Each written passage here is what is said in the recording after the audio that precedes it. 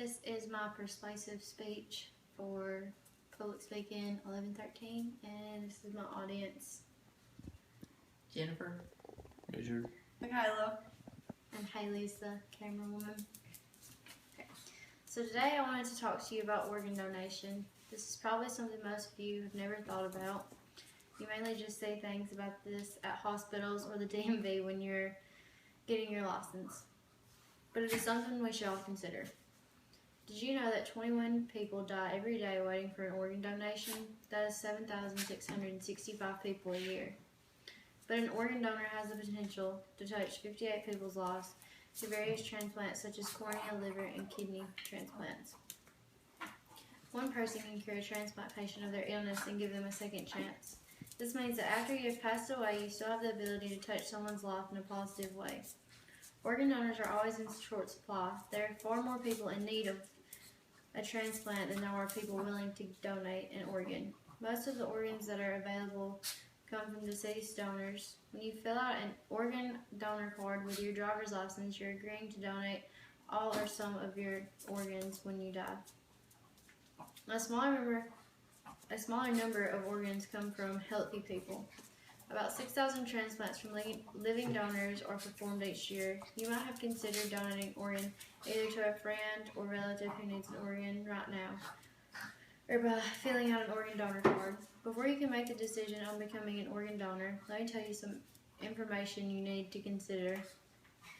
One of the questions you might be asking yourself is who can donate. Just about anyone at any age can donate, but anyone younger than 18 needs parental consent for organ donation after death. A medical assessment will be done to determine what organs can be donated. Certain conditions such as having HIV, actively spreading cancer, or severe infection would exclude organ donation. Having a serious condition like cancer, HIV, diabetes, kidney disease, or heart disease would prevent you from being a living donor. Also, most people worry they will have long-term health problems if they donate, but this isn't necessarily true. Most organs you can give up all or part of without having long-term health issues. You can donate a whole kidney or part of your pancreas, intestine, liver, or lung. Your body will compensate for the missing organ or organ part. If it is determined that donating an organ would put your health at risk, you would not be able to donate. You also wouldn't have to worry about the cost, considering the recipient's insurance could usually cover the surgical and medical expenses. There are pros and cons of organ donation, just like many other things in life. A pro of organ donation is knowing that you are saving a life. That life might be your spouse, child, parent, brother, or sister, a close friend, or a very grateful stranger. I know organ donating is very dear to my heart because my father actually gave his sister a kidney, saving her life in the process. I've also experienced some of the cons of organ donation.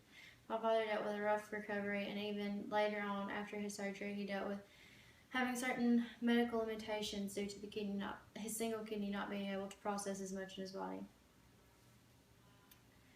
He never acted like the consequences outweighed the happiness he brought to his sister by giving her a kidney. This is what inspired me to become an organ donor and ask other people to become organ donors as well.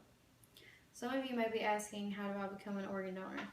Well, the first step is to plan ahead. To become an organ donor, put your name on your state's donor registration. Many states give you the option to become an organ donor when you apply for your driver's license. Other states have a form you can fill out in person or online and file with the state organ donor registry. You can find your state registry by going to www.organdonor.gov/statemap.asp.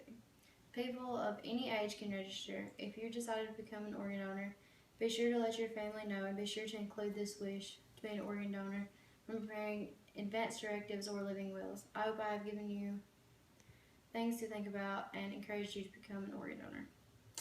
And that's my persuasive speech.